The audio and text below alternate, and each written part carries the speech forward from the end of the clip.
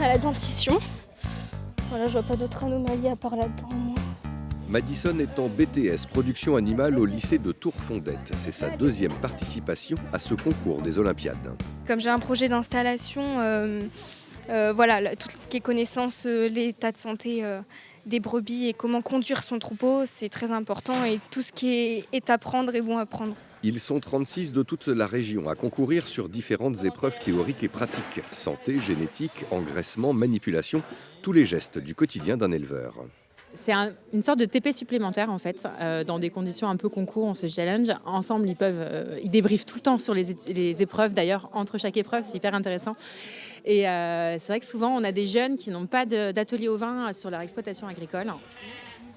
On appuie sur la sécurité pour faire venir vers nous l'animal et d'un coup sec et ferme, on la retourne. Des brebis qui ont besoin par exemple d'une manucure. Ça s'appelle le parage des onglons et ça demande une certaine dextérité. Le but, c'est vraiment de bien couper jusqu'à la sole, enfin la ligne blanche. Et en fait, on a toujours peur d'aller trop loin et de la faire saigner parce que ça saigne super vite et on a toujours peur. Du coup, à chaque fois, on n'ose pas et au final, faudrait oser, mais bon.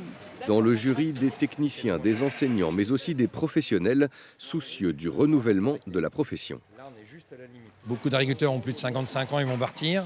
Et de voir des jeunes venir s'intéresser à parer des moutons, les trier, les tripoter, sentir un peu le mouton rentrant ce soir, c'est agréable parce que ça se dit que la filière est quand même pas complètement foutue. Dans la région, le cheptel est en croissance, mais pas suffisante. La moitié de la consommation de viande en France est importée et la filière estime à 10 000 en tout le nombre d'emplois à pourvoir. Les deux finalistes l'ont bien compris.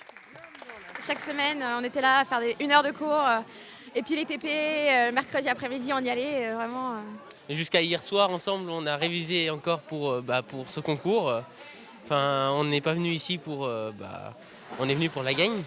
Et David a terminé 5e sur 40 à la finale nationale. Une très belle mention supplémentaire sur son CV.